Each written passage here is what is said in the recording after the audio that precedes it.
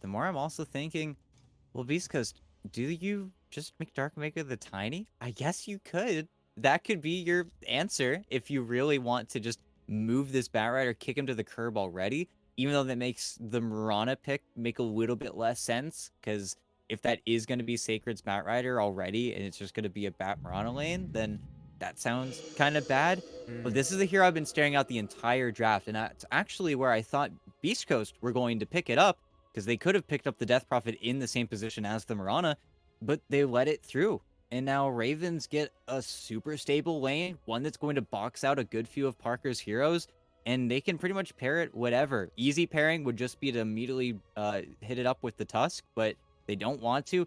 Any melee hero in front of the Death Prophet is just going to make it real easy for them to play. It's just another really solid lane from Ravens. Yeah, and even outside of the lanes, now you've got your hero to. Oh, okay. That is a little bit of a demon special there as they go for the Earth Spirit, but back to the point. Death Prophet is your anchor. Death Prophet is the perfect hero who can pop an ult, pop a BKB, charge in, and effectively demand attention that creates the opening for the Queen of Pain to jump into the fight when she wants to. Kind of like what we saw with Parker in game one on the Pudge. If you're the Queen of Pain, you want your teammates to start the whole fight without you, and you get to pick your moment to jump in and start dropping your damage. And DP definitely helps out on that front, as Beast Coast are going to go with the Kunkka here. So, okay, that kind of reveals their hand a little bit, ET, but it does mean that they can avoid that Bat Quap matchup if they want to. But hold your tongue, Kmart, because there's something about Yuma Mm, that he started to pick up, and it is that safe lane quap that it feels like Pakaz infected the region with. So, despite it all, despite having Tiny, Batrider, and Kunkka, three Dark Mago heroes, we still might get the Quap versus Batrider matchup if Sacred is forced into the Bat's hands. And at this point, it kind of looks like a Sacred Bat. It kind of looks like a Ray Kill Tiny. It just feels like at the end of the day, maybe now this is a Yuma Quap, and this is what Ravens were looking for, and they get it. I mean, which would mean that Beast Coast should probably be looking for banning out any type of mid laner, but I don't know. I feel like this is something that maybe even Beast Coast aren't prepared for. hmm I mean, it would be strange, right? Because of all the heroes, one of the hardest, I think, heroes that you would have to just pry out of PP's hands would be this Queen of Pain. He loves the hero. He doesn't get to play it all that often because of where the hero's at right now, which is even more reason why he would be kind of loath to let it go. But I guess that also depends on what they could get him in the middle lane instead, right? If they could pick him a suitable replacement, maybe he's a little less broken up about losing the quad. Yeah, and that would mean, and of course, Ravens aren't in the most ideal position to make this swap up. It's where they kind of Mm. have to gamble here on their 23 pick. But if they can pick a carry that can go to the mid lane or a mid lane to go to the carry, hero like perhaps the Leshrac, just run it back, then they get that flexibility and they have the ability to dodge that lane and get Lesh versus Kunkka yet again if they want to do it. But that's where no matter what Ravens pick up here, it has to be a hero that has that degree of flexibility depending on how badly they think the Quap versus Kunkka matchup is, which will force things to change. But this is a pretty big forcing move that Ravens can either decide to completely ignore or lean hard into. I also want to say that at the end of the day, we could also see the Death Prophet go mid versus Kunkka, which is a kind of classically good matchup for Death Prophet. And then this could be a Benjaz hero that Ravens are looking for, which kind of covers all of their bases. But, we don't want to get too crazy here. We Mm. want things to be a little bit stable. We don't even know what Parker's playing yet for Beast Coast. Let's see. And they go for Okay. Ember. Okay. Little bit of an initiator, covers the problem that the Death Prophet off lane kind of has, but I still don't trust what Ravens are going to pick up for their heroes because Yuma also plays carry Ember Spirit, so anything goes for me at this point. These players are too damn flexible, ET. We can't predict anything really, but yeah. Now, I will say if it's Quap or Ember at the one, and then obviously the other one takes mid, you've lost a little bit of that durability factor. I was talking about the Death Prophet before, sort of being that anchor. Now you've effectively got two heroes in the Quap and the Ember who both kind of want to be the second or third man in, so that makes your initiation slightly more complicated, but if they could maintain the lane matchups they want, it could be worthwhile, as Beast Coast will come in with the Shadow Fiend. There's your damage dealer. There's your Parker hero, and still interested to see who takes what. Yuma will be on the Quap, PP will handle the Ember, and Dark Mago will pick the Bat Rider. So it'll be Sacred in an off-lane Kunkka here. Yeah, so they really try to switch things up. They try to dodge every unideal matchup, and they get Parker his Shadow Fiend, which is certainly one of his best heroes, but I mean, we'll have to see. And then, funnily enough, the mid lane might just end up being Bat Rider versus Ember, which is a lane that we all have seen and we all know, but is also going to be important for both sides to actually check that that lane is what's happening, because that's where PP needs the anti-Bat Rider build, and Dark Mago can maybe get away with something a little bit more if they do end up rotating around. I think this is where, though, Yuma most likely will just walk to the Kunkka's lane. Yuma's lane is good no matter what he's laning against. Same for Benjez. Benjez is not going to mind the SF matchup. It's just going to be a matter of whether they want to force Yuma to be their new mid laner and then kind of hedge their bets with PP as their carry Ember, but still probably playing the mid lane. Things just get really weird with how many counter picks. There are like 6 counter picks in this draft alone. It is just insane what these teams have drafted to try and get the leg up over their opponents. But that's the beauty of the best of 3, right? You get to game 3 and teams throw their own strats out the window. It's just all about counter this, counter that. And, well, I mean, the good news is that we're going to have an entertaining game here no matter what, right? The counter picks just so happen to also still be heroes that are incredibly good. So, nobody went too crazy. You know, we're not seeing any, no techies coming out of the rafters or anything like that, but we'll see how this plays out. Who lanes where, how they look to approach it, ET, because it does all come down to one last game. And this isn't even an elimination series. This is upper bracket, and these teams really pulling out all the stops here. And of course, a Beast Coast, slightly weakened, without Hector and without Schofield. He only was around for 1 game, so, who knows what the series could look like with that full roster, but True. That's not what Ravens are thinking about. Ravens are thinking about the Dota in front of them, the opponents that they've already played against, and look at Dark Mago. Walks into the Lion's Den. Hey. You just got to body block him. Oh, and they let him free. And then the stun comes in, the avalanche is deployed, and Dark Mago might just make it out. DOT is on him, though. Level 1 Shadow Strike, however, is not the most damage. In fact, it's not even going to out-tick the Tango there, but alright. They made their swing on the Raven side. They don't get it. Dark Mago. Look at this, though. It's happened. Parker is their mid laner. Dark Mago is going to be on the move. They scouted out PP's items. They saw that he had a stick. So now they get one of the worst Ember matchups in the game. It's just going to be Parker trying to punish him now. And, well, they have a safe lane Bat Rider. Oh, man. Yeah, does make this a little awkward. In the meantime, Ravens have 3 heroes down bot. Don't know how long this will persist, especially once they see that it is a bat in this lane. All sorts of weird stuff here, ET. Game 3s are, well, always entertaining. But now, what's the response? Do we see musical lanes? Do they bail out of the tri-lane? Yes, they will. No immediate move to switch this up, so they're just going to have to deal with safe lane bat for now. Yeah, it's weird, it's funky, but it's gonna work. It's gonna be a very annoying lane for Benjaz as well, as he has to now change to have items to lane versus the Bat Rider and just get a stick pretty darn quickly.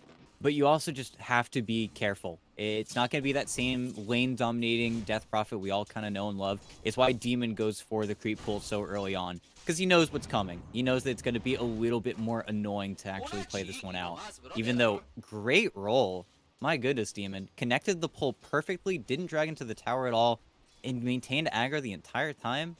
I mean, this is one of his best heroes for a reason. Yeah, he knows how to play the Earth Spirit, and, well, Earth Spirit players who know what they're doing are kind of a dying breed. At least in the pro scene. I don't know what's going on in too many pubs, but it's always nice to see someone able to sort of finesse that hero. And speaking of finesse, Stinger, very nearly taken down, but he is able to set up for the kill, gets first blood onto Kara, and Well, Yuma really could not do a whole lot here and won't be able to do a whole lot in the near future. No point up in the blink yet, so... Well, in the early game without the blink, you know, Queen of Pain, she's not a mobile hero. No, she's not mobile. She doesn't have good damage either. Not enough, surely, to tick down a Kunkka, who is going to be very obnoxious to deal with. And you've got the Mirana combo already. Well, as soon as Stinger is able to walk back to the lane, you get the points up in X, you get that easy play where Hero ends up getting stunned for 5 or 6 seconds. It can be pretty brutal. Of course, they are laning versus Tree, though, so will make the entire map feel easier to play, but already gets a point up in the living arm and then just has to give it to PP, because mid lane is where Beast Coast found their big advantage, their biggest advantage. Stinger just trying to watch over the stacks, takes a creep or two with the arrow, and that was actually something interesting as well. That rotation he made through the jungle, he was able to take the largest creep from the camp, so if you're looking for a situation on PP where, you know, you want to step out of lane for a moment or two, take a camp, well, you know, a solid third to half of that value is just getting sniped away from the Mirana, so who knows how relevant that will be, but it's something that you're taking away from your opponent. Yeah, you're also just giving Sacred Soul XP. You're trying to turbo boost him up into having just that early ghost ship, playing in a very similar fashion to how you play Mars Mirana, where you're just always out of XP range, always getting some farm going with the arrow.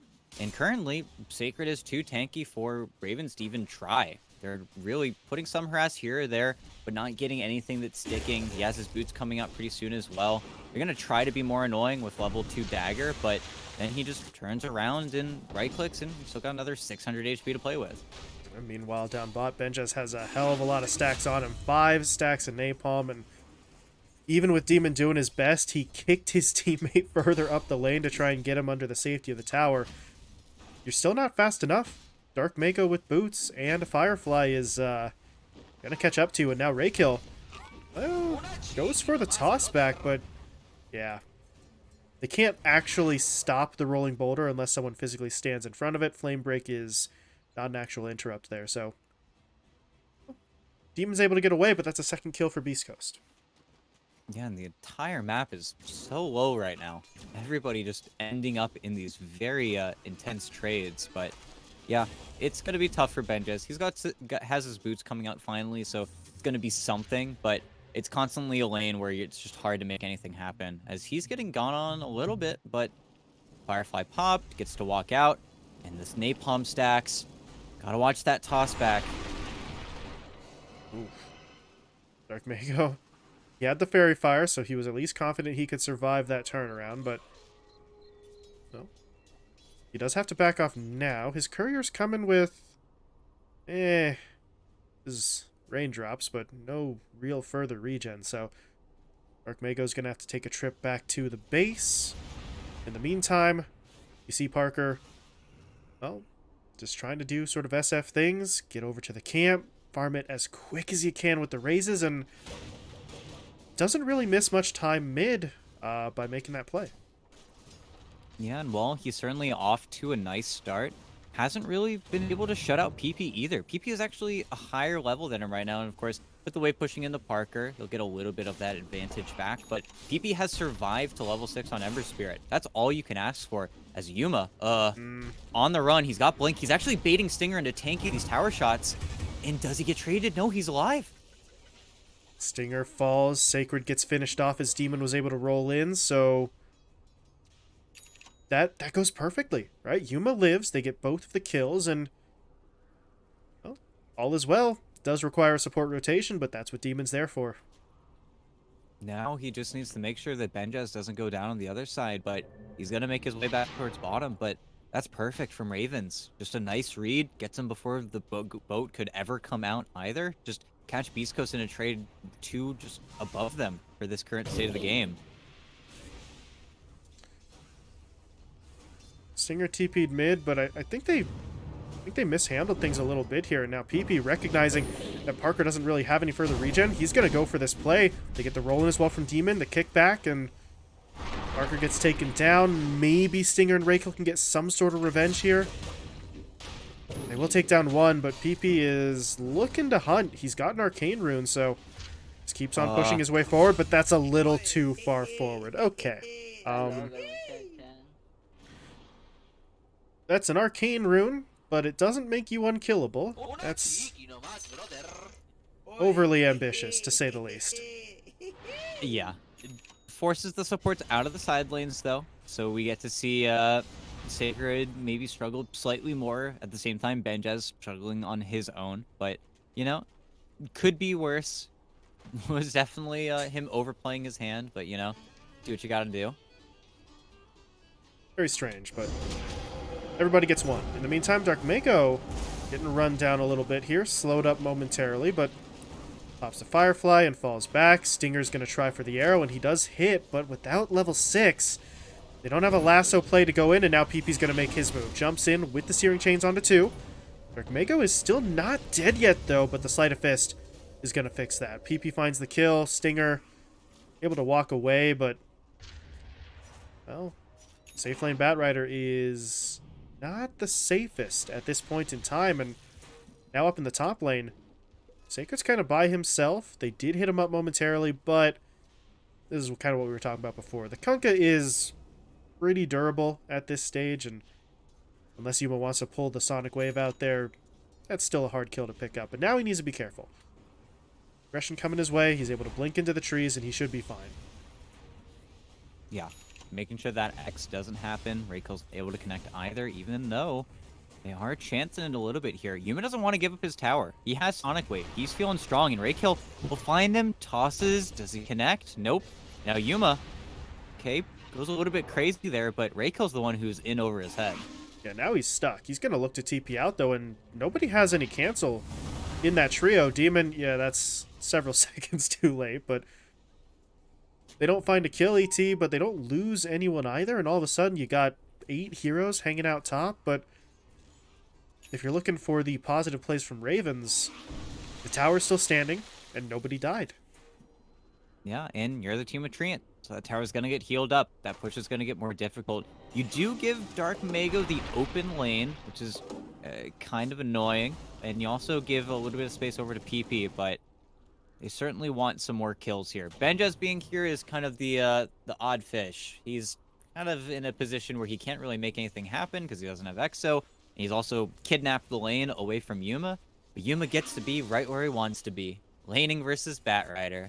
So eventually, it ends up happening, even though Dark Mago isn't really bound to stick around if he doesn't want to. Yeah, he does not have to be in that lane, so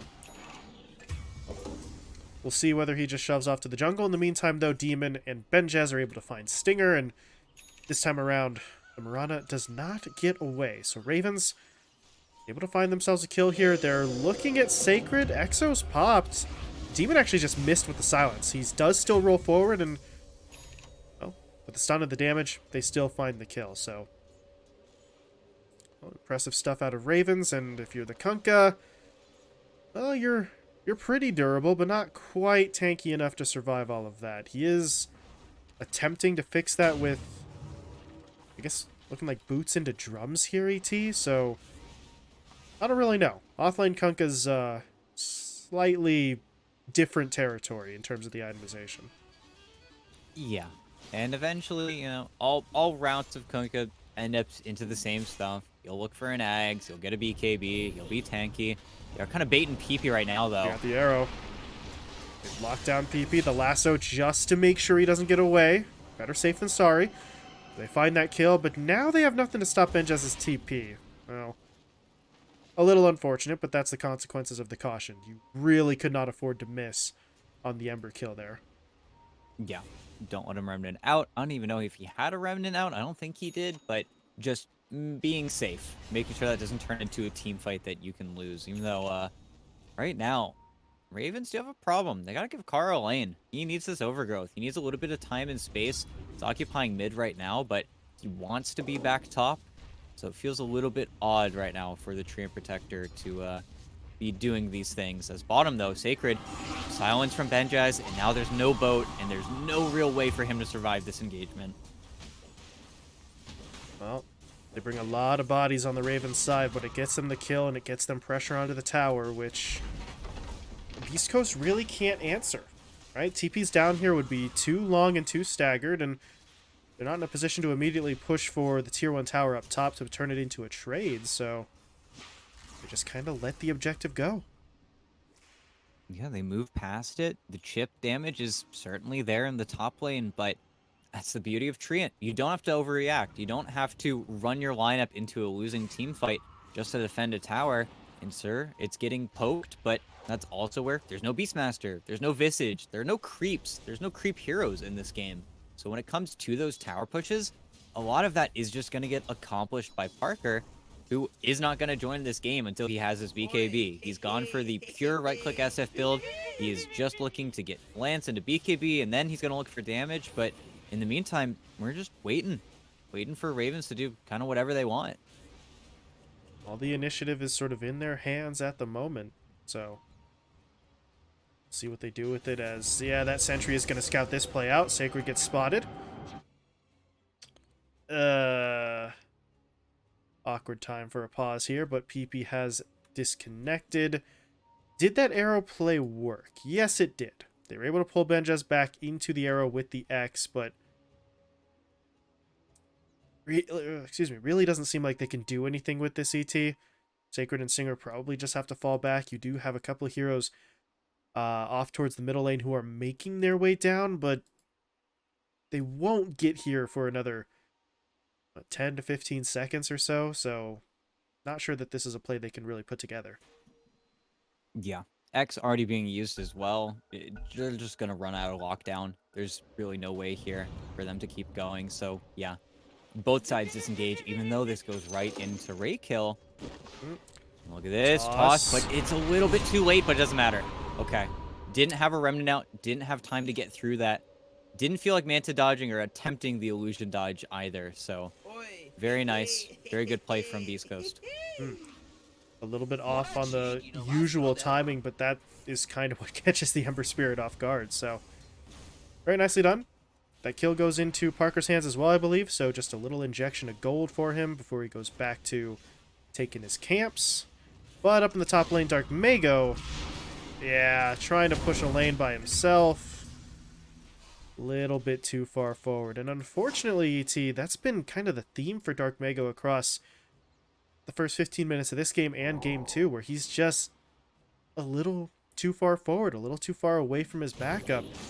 He's getting punished pretty consistently. As speaking of which, Sacred getting hit up in the bottom lane. But yeah, once the Searing Chains get used the first time, he walks away, and in the river, it's Raykill and Parker combining forces for another pick. Yeah. Haste Rune, Shadow Fiend running at you, right-clicking you. Not too many fancy moves you can make with Earth Spirit at that point, but, you know, still not going to move the needle too far in either direction. Just a pick. Right now, Beast Coast are just feverishly not looking to give up this mid tower. They have to keep heroes here. It's low enough that if they get lazy, creeps could do it in. So there's always going to have to be somebody posted out on this tier 1, which will mean that the side lanes weaken ever so slightly. It's where Ravens are spreading out and farming a little bit more.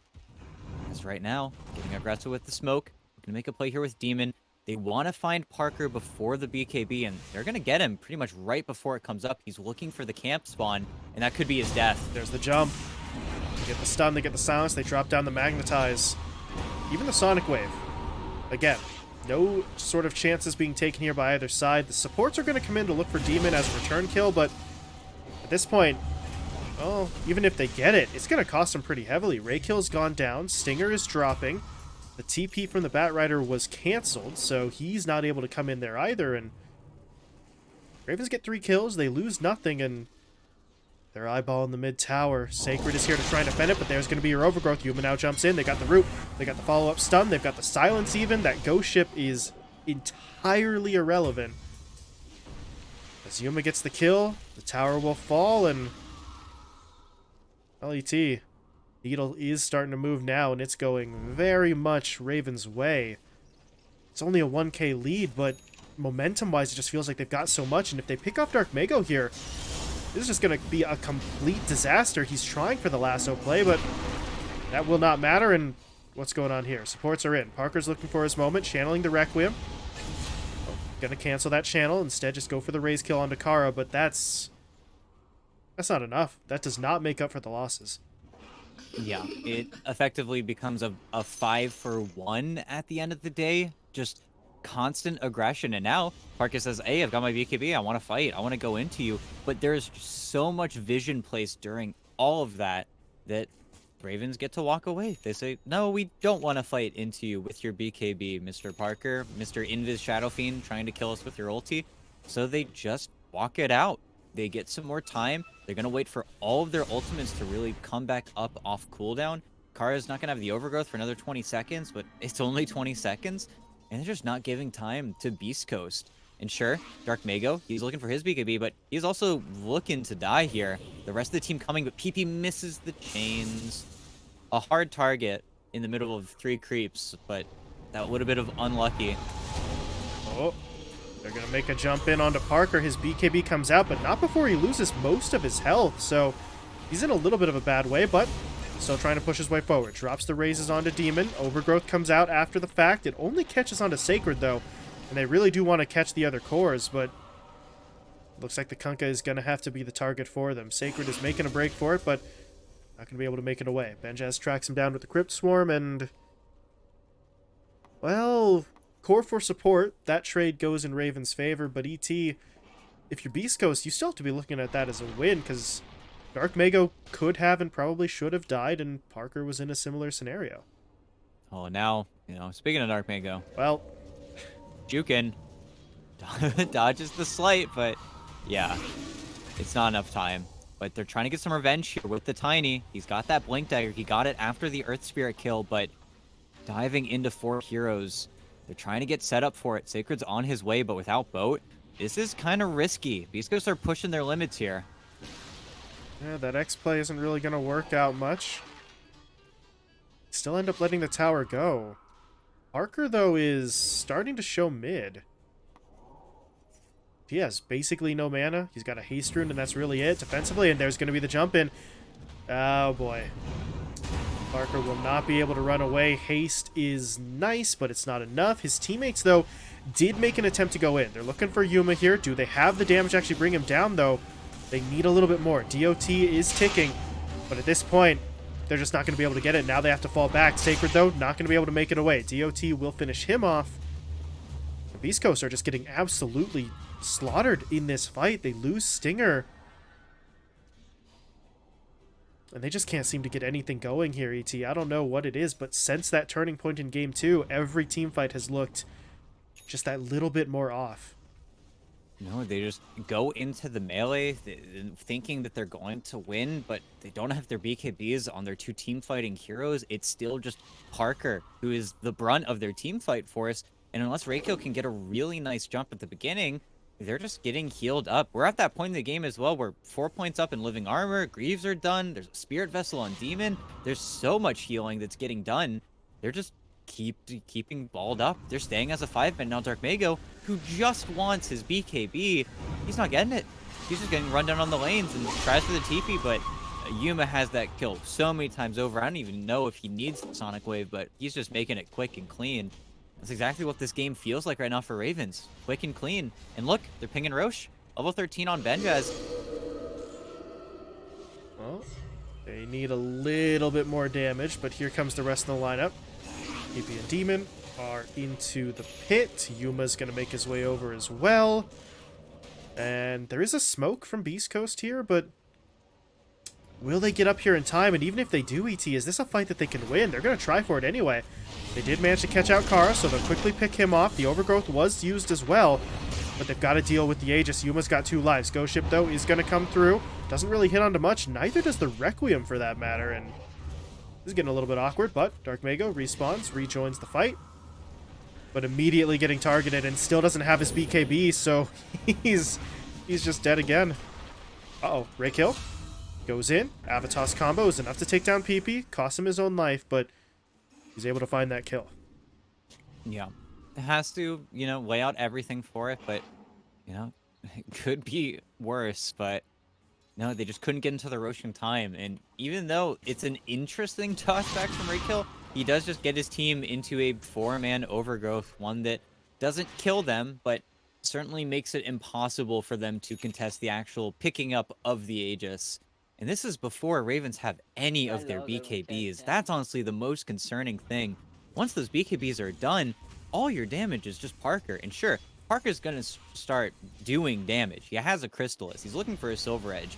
But until he has that item plus another item, he is still just getting picked apart, and his BKB doesn't last long enough for them to actually win a lot of these team fights. It's also the simple idea that you bought your BKB first. Once we have BKB on our Death Prophet, Queen of Pain, Ember Spirit, we're going to have all of our 9 seconds, and we're just going to try and outlast you in those team fights. It's just the theme of the series, it feels like. Dark Mago, some revenge here. Hemorrhaging gold, so close to his BKB. Looks like he's finally going to be able to get close to it, but now you need to make sure they get out. Yep. Yuma pushing his way forward. First one in. He does have the Aegis to work with, but the X is going to catch him. Pulled back in. Ghost Ship hits. Overgrowth pop defensively, and that's going to be enough to get Yuma away from trouble, or maybe not. Rakill with the Ava into the toss play. Yuma is going to lose his first life, but here come his teammates. Benjaz pushing forward. PP trying to create a distraction, but the Requiem does still come through. The arrow, actually, is what really locks that down, stunning up Yuma on the second life, and now they're going to push for more. Benjaz stuck around a little bit too long. Exorcism comes to an end. And Ravens, they just get kind of beat up there. And ET, something about this series, picking up the Aegis is somehow basically a death sentence for that team's next fight. Yeah, they get ahead of themselves. And you know those 3 BKBs I was alluding to? Well, Ravens don't get time to farm any of them before that team fight breaks out. And now Beast Coast are the ones with the advantage. It just flips on a dime. And I think really in that fight, just starting in the worst way possible, already getting a hero kind of picked off, but then just sticking around after the fact and then getting caught up into a team fight in which Parker just stayed still. And then on the res, there's just nothing you can do. The arrow and the Requiem, they were always going to come through. Arrow's kind of the cherry on top, but there was just no way for Yuma to survive in that situation. As, okay, a bit of a poking play there from PP. But Ravens want revenge. They're not waiting for BKBs. They want to go immediately back into the fight. And this is a turning point in the game. This is a decision. If Ravens lose the next engagement because they don't peel back, this is a conscious decision for them to go into this next fight knowing they don't have these big items. Yeah, they're just sort of banking on maybe being able to hit their opponents before their spells are back up, but well, that window is already closing. Lasso's back up, 35 seconds out from Ghost Ship. Requiem's 14 away, so a little bit of a risk. And they are hedging their bets slightly here, ET, by just kind of shifting onto the Tier 2 tower instead. But the Glyph is going to turn them back, and now East Coast have a pretty damn good idea of where the vast majority of Ravens are hanging out. They're starting to maneuver themselves into position. The Ward, though, is scouting this, and Demon is going to try and roll his way forward. They did get onto the Mirana, but not able to finish the kill. Rakill now comes in. There's the Avatos into the Requiem. They're locking down Benjaz. They don't actually lasso him up just yet, trying to get the kill without it. They will be able to do just that, so now Dark Mago could pick a second target. While Kara's just going to get run down by the right clicks. Ghost Ship coming through onto Yuma. The lasso is going to follow it up, and, well, this was the absolute disaster that we were warning about, ET. PP is going to try to forestall it, but at this point, if he doesn't get out, he is just going to be sacrificing himself here for a couple of kills, but what's the escape plan? He doesn't have TP. Parker's going to chase. There's the break. There's the damage. Arrow does not hit, though, so PP is still alive. Oh, he's a fighter. Yeah. Gets really scary there, and PP does come out of that engagement with 2 kills, you know, claws back something, but that's about as bad as you can get. Ultra kill to Parker. Parker is looking at these big items now, and sadly, Carry Quap is going to just fall down. There is no situation in which a Carry Queen of Pain is going to 1v1 a Shadow Fiend and win. It's where Shadow Fiend is just the more natural carry. You just fed him 4 kills, and then he was able to run back and then just farm. It's a problem that Ravens need to fix pretty darn soon. Otherwise, this game's going to get unmanageable. And they've got 2 BKBs in queue. All they have to do now is just finish it. It's a few hundred gold. Then they can look for their crazy fight again. But still giving a ton of initiative over to their opponents that really isn't granted. Well, Parker wants to hunt. Knows demons nearby, but doesn't really have any lockdown here, and this is kind of the interesting thing. We were talking about the BKBs and how close they were, and the theme of this series has been teams being able to sort of outlast the BKBs and take the fight after. Be very interesting to see if the shard comes into play for Parker, because then you have something that you can work around before and after BKBs. If you don't pop it early enough, the fear hits you. If you pop it too early and lose the duration, then he can hit you up afterwards, and it gives him something, because right now he's got the invis, that's great, but unless he's just going for a Requiem play, he does need something like this to set him up, as Raykill did get off the avalanche into the toss. Demon doesn't die initially, but Stinger's able to track him down, but plays like that, right? The Shadow Fiend is not entirely self-sufficient just yet. No, definitely not. Still needs heroes to kind of feed into him by the spoonful. You know, Raykill's got the big spoon, so this will end up, you know, working out for him. Right now, moving over towards Roche. Smoked up on the supports, trying to make some distance happen. But Ravens just march back up, trying to get the ward, and Stinger places it with the Ob Sentry, so they know, but do you want this play? They need to keep him chained up, and PB says, no, let me out, let me be free. Now he has to watch out for Lasso. And that's his BKB activated, though, so he's just going to get the hell out of here. Kara, don't know about that Overgrowth. Honestly, give him the benefit of the doubt, say it was less for him and more to just make sure no one was going to get in there to cancel the TP on his, on his mid laner, as Demon, yeah, just trying to push the creep wave out, gets punished instead, so that's both supports on Ravens getting picked off, and, well, if you're Beast Coast, what do you do with this? Their creep waves are pushing up a little bit, they could try to group up for some sort of objective, and Parker is starting to get some hits in on the tower. Narrow window here where the Treant won't be able to heal it up any, so they do manage to take it down. Yeah, and, well, the beauty of those picks is that they really are just picks. Roche isn't alive for another 50 seconds, a little bit of gold in your back pocket, but isn't going to be the end of the world here for Ravens. But when it comes down to that Roche, that is the end of the world. Giving Parker an Aegis is going to result in you losing most of your outer towers. It's where you start to become that monster of a hero. Gives him a shard as well that he doesn't have to buy for himself. It's a massive problem. One that I don't even know how Ravens navigate playing versus the Shadow Fiend in general right now. Parker just has too many items. You need like a full AC. You need Lotus Orbs. You just need armor. And Raykill, well, pops the smoke. Demon throws the silence his way, but play is dead. And Ravens also have this problem where, well, you just lost your outpost. It's Radiant versus Dire. There's no good way for you to get to the pit now, and you're losing more ground. Beast Coast just have the real estate that matters right now, and Roche has spawned. So as soon as they scout it out, that's where this game's going to be played. Parker's going after the tower first here, and the Glyph is kind of slowing him down. Kara's TP'd over as well, so Ravens would love to create a distraction as Demon rolls in, drops down some vision. Stinger just popped his ult, though, but they don't know that the sentry's up in the high ground, so...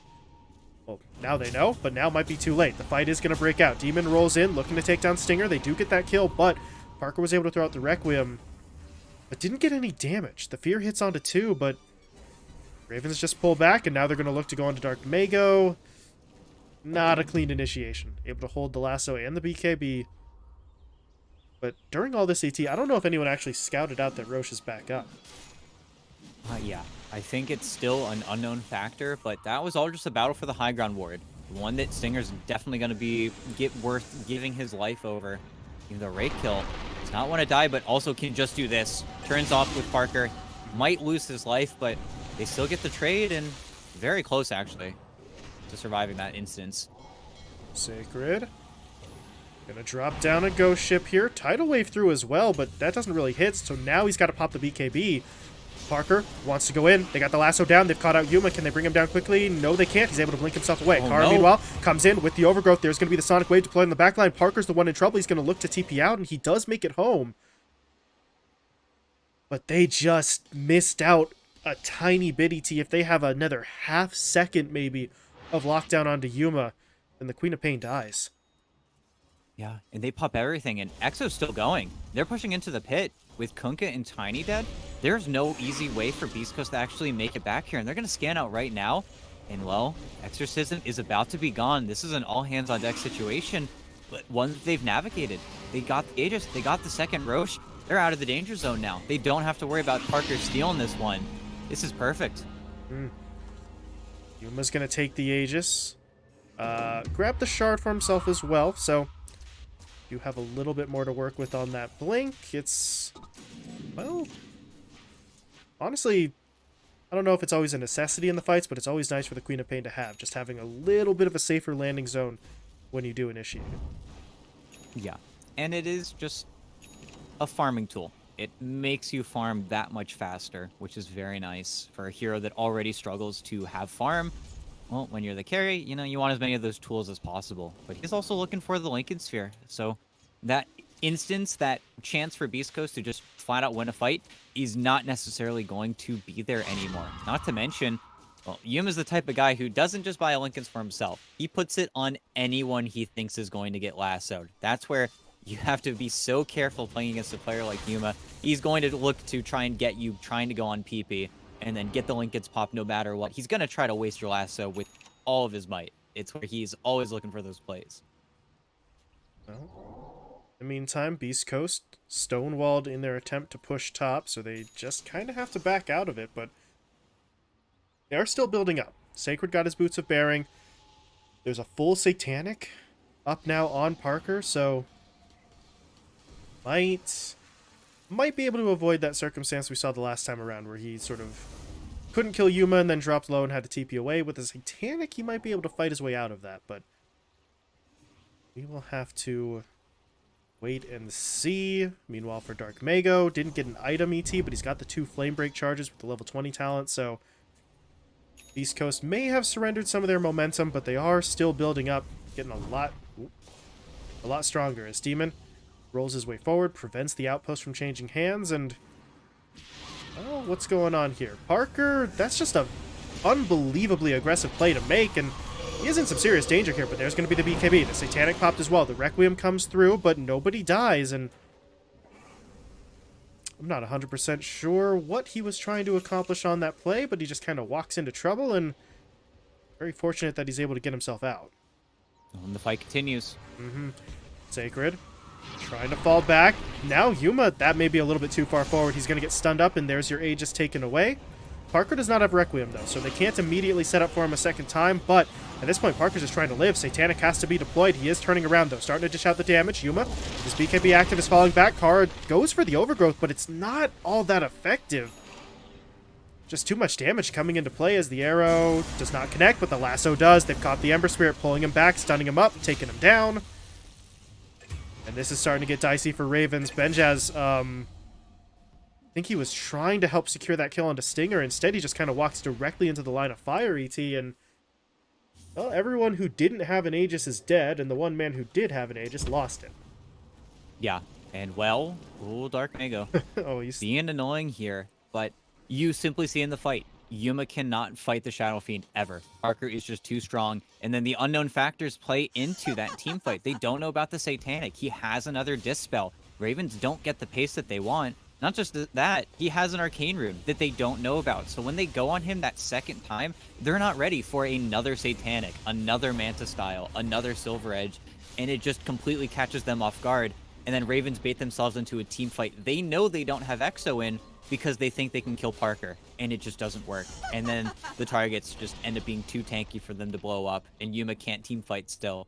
It's just the nightmare situation. They thought that they could fight, and they just simply couldn't. It's where Satanic is such a disgusting item, especially because it's one of those few that still doesn't have a mana cost. So even though Parker, you know, is pretty much tapped at the end of that engagement, he can still just sit there and right-click you. And of course, with the build that he's gone for, right-clicking's really all that he has to do to take out 2 or 3 heroes in pretty quick succession. So, well, Dark Mago is in an awkward spot here. Pops his BKB and TP's away, but trying to sort of get that split push going in a lane ET where they kind of needed it, because the tier 1 is still standing down bot here. So He's not able to get any damage on the tower, but you do force a handful of heroes to come down and actually stop you from pushing. You know, I just wonder, how is Ravens going to go the distance? Do we need 3 hexes? Is that how we're going to kill the Ember Spirit? Do we need a halberd randomly on PP just so that way he can actually disarm him? There are just problems now, and problems that Parker continues to make for his opponents. He's got a haste rune, he's got a full Scotty. That man fight becomes even more impossible, but not just the man fight, the approach. How does Benjaz walk into a team fight while he's getting hit up by a Scotty Shadow Fiend that just does not care? It's impossible. He needs to get the initiation, but an initiation that sadly only comes from rolling Boulder, and that's where you start to see the problems with Earth Spirit that still plague the hero, where your initiation is just not that good, and it's only on one target, and that arrow is going to land, and, well, it's going to get tossed maybe, and Rakill, okay. Slightly punished, but This they have is to all pick just a these distraction, though. Yep, here it comes. Requiem deployed. BKBs, though, are out from Ravens. But look at the way that they're kiting this out. Sacred and... oh, okay. Sacred and Parker are just kind of waiting for their moment, but with Stinger going down as well, you're going to fall back, see if anybody overextends. And Demon, this would certainly count as an overextension. Parker could potentially just pick him off right there, but he doesn't know how many heroes are behind the Earth Spirit, so they just decide to play it safe. They back themselves away, and if you're Ravens, that's not bad. You take a fight, push your opponents off of your side of the map, but they had to use some big spells that now they have to kind of wait for. Is Demon... is this doable? By himself, no. With teammates, also no, because Sacred just BKBs and TPs home. Yeah. He gets to lock that one out. Nothing you can do to stop him, but that is how Ravens want to and need to execute their team fights. They cannot allow the Greaves carrier to stay standing. They can't let Rakill just come in and out of every single team fight. It's where killing the supports off, it's perfect. It's where PP needs to do a repeat performance of Dark Mago in game 1, where he just needs to find them early, use his BKB to clear them out, and then be patient. Dark Mago also didn't find a lasso in that fight. He was really kind of behind the Shadow Fiend more so than anybody else, and sure, he kept his cores safe, but that is that vulnerability where just getting the supports, finding the backline, wasting the time. It's also where items like the Ghost Form, the Ghost Scepter, Ethereal Blade, especially just picked up by PP, it's where you are affecting Parker's build now. If the SF is slotted, he can't buy Nullifier, well, it's time to abuse that fact. Let's see how well they can use that. There was a Refresher Orb just picked up by Dark Mago, so he is looking to make a jump in here with at least 2 lassos in these fights, and with both Spell Prism and Octarine Core... actually, no. What's that still? 96 seconds? Okay. Probably never going to get a 3rd lasso in an engagement, but Firefly, Flame Break charges, those are going to be up pretty damn quickly, so Ravens will have a lot of magic damage coming their way as Beast Coast... they check the pit there, but they're about a minute too soon, but they could certainly set up some vision here. Stinger is holding on to some wards, so try and take control of that all-important high ground. Parker just BKB'd. Okay. It's a little awkward, so that's going to kind of reset the aggression a little bit here. Yeah, even though they are just waiting for Roche, trying to be patient, and they certainly are. It's working for the time being. It's also where if somehow Ravens ever find Parker and they kill him first, which feels almost impossible. He's got a Trickster Cloak as well, so he's even tankier, which is super annoying. As the smoke breaks here, gotta be careful. But Beast Coast are all in on the utility, and they found Parker first, but that's a big fish. Yeah, he doesn't have BKB, but he's able to walk away. Ghost Ship is going to come through, creating a distraction. But they do still want this fight. Beast Coast, though, don't. Sacred tries to TP out, but the Overgrowth is going to cancel that TP. Sacred gets taken down. Parker channels the Requiem, hits it onto multiple heroes. Meanwhile, Dark Mago got his lasso. They're going to pull Benjaz in. They don't have the damage to kill him off, though, and Parker's in a lot of trouble here. He's going to get rooted up, trying to fight his way through this with the Satanic, and he is healing a lot, but it's not enough. He does end up dying. And there's going to be an immediate buyback. Beast Coast at this point say, we would like to go back in. They get another lasso in, this one onto the Earth Spirit. And And Demon will be taken down, but they need even more. Trying to get onto PP, but the BKB is going to be activated. Dark Mago's now getting targeted. Very nearly finished off, but the Grease will heal him up, and...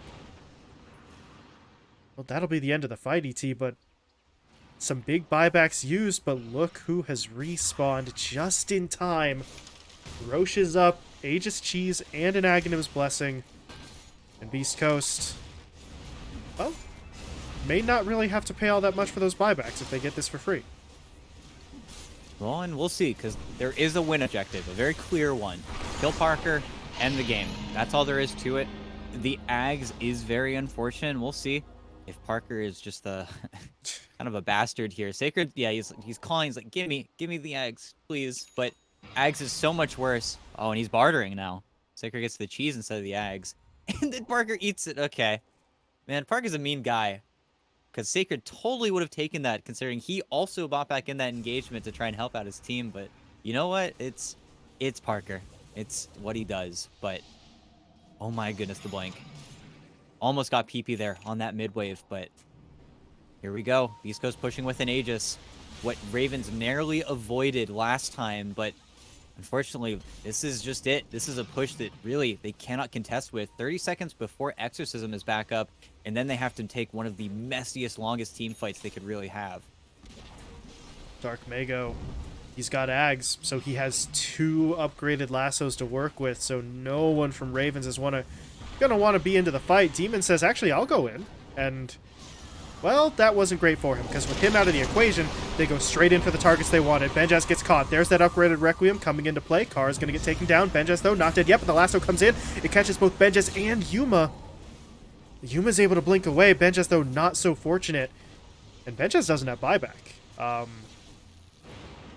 Where's the fight? Where's the front line? They have no overgrowth. They have no DP. There really just can't be an engagement, and at this point, Infinity... excuse me, not Infinity, I'm reading Parker's tags. Beast Coast, they got everything that they wanted there. 2 full lanes of racks taken, no Aegis committed, no cheese eaten. They're looking pretty good. Yeah, the only thing they have going for them right now is that they're still a tier 2 bottom. And there is no way that Beast Coast are going to want to go for tier 4s just yet. Still giving respect over to the Earth Spirit, especially his ability to kick heroes back. But this does give time over to Benjaz. He's able to fully respawn. Without buybacks, I really don't know how they win the fight. In Ravens, they're outside of the base. They want picks. They want the supports early.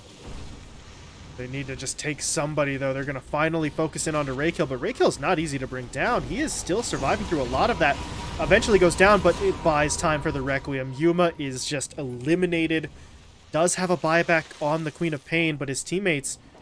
they need to fall back. PP's trying to get back into the base. It looks like he's making it out for now. But that means Beast Coast are going to get set up for the push. No, they're set up for the fight. They got the lasso. PP's pulled back. Can they keep him alive? They're doing their best. He's jumping around. So, okay, Sonic Wave deployed. But Yuma needs help. His BKB is not going to protect him for much longer, and Parker is still dishing out the damage. Sacred dropped low, but he's able to eat the cheese, so he's not dead yet either. But they've managed to isolate Parker. Can they kill him off? Well, they can kill him off once. They need to be able to get him again, but the only backup remaining is the Bat Rider, who has no lasso, no flame breaks. So Parker's just going to try to TP home. And he does manage to make it out. The only real thing that they had was the overgrowth that had already been used, ET, so... well... hard to judge that one. If you're Ravens, you live. You go in, you get the kills, you take the Aegis away, you force the cheese out. That's fantastic.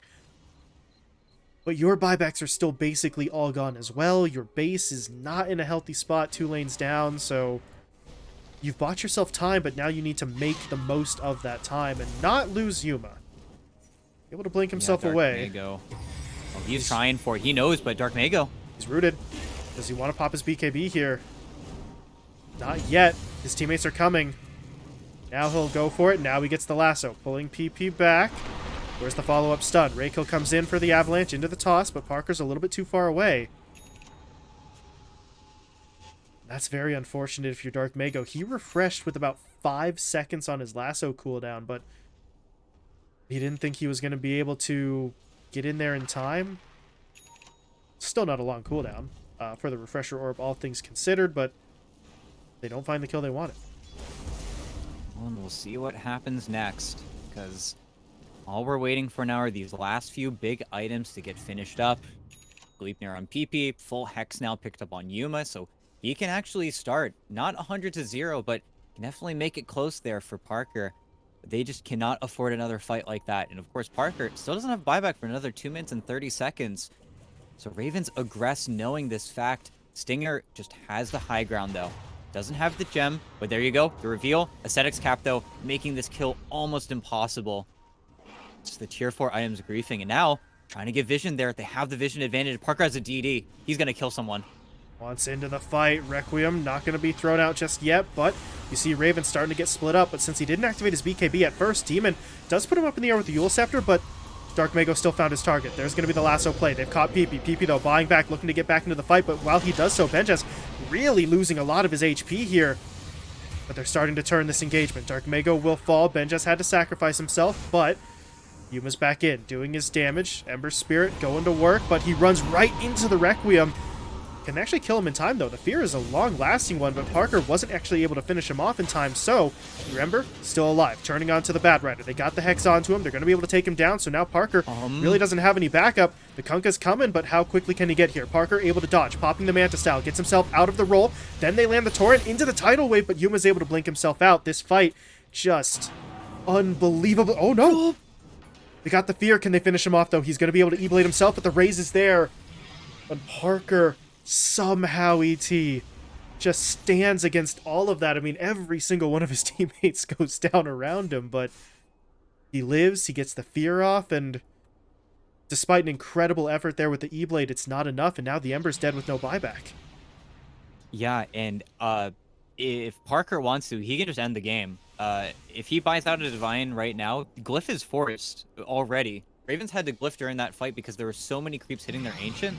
This is a 1700 HP Ancient.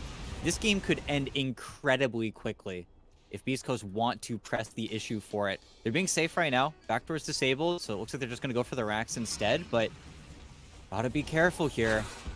X. Okay, not super relevant, just slows down the push, but they're still going, looking for the Megas. And they're going to be able to get it.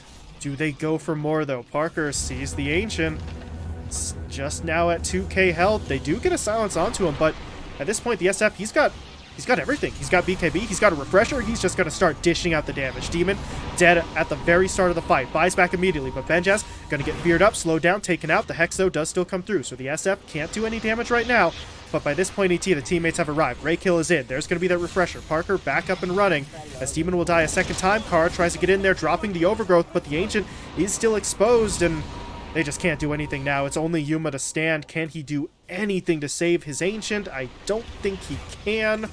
Rampage for Parker. Ancient will fall. Beast Coast take the series. But what a series it was. And the real shame at the end of the day for all of this is unless you were here, all you see is the 2-1. You don't see the momentum. You don't feel Ravens building up into this game and into a game in a series where they could have beat Beast Coast, the team that didn't drop a series in the entire of SA Div 1 DPC. They almost did it. And they certainly had their opportunities in this game. There were so many chances where they just get Parker. If he's just 500 HP less. I mean, hell, in that last fight, they die back Dark Mago instantly. You would just hex him and they just bopped him. If PP doesn't get feared there at the end as well, I feel like there's a much more convincing final defense from Ravens, but it's not enough. They're going up against Big Brother. Beast Coast is still too big, too annoying. This was a little bit of a reality check, though. This was a tough, tough game for Beast Coast to actually win. And now, whoever has to go up against Ravens in that lower bracket, I think you're going to be sweating a little bit after this performance. Oh, yeah. I mean, Ravens came into it as a 4 seed, right? Facing off against Beast Coast, and they made the Titans of their region sweat a little bit. And, okay, we'll pull it back a little bit here, ET, because Beast Coast did not have Hector. Beast Coast were playing with Raykill for games 2 and 3, so blah, blah, blah, blah, blah. Ravens still made them bleed and put up what is a very solid performance, the kind of performance that, regardless of the roster situation, as you said, makes you very dangerous, especially in a lower bracket scenario. Nobody wants to deal with this team. No. Absolutely not. Great performances. A team that we already know is so difficult to draft against, but when it comes down to the play, they're also just that scary.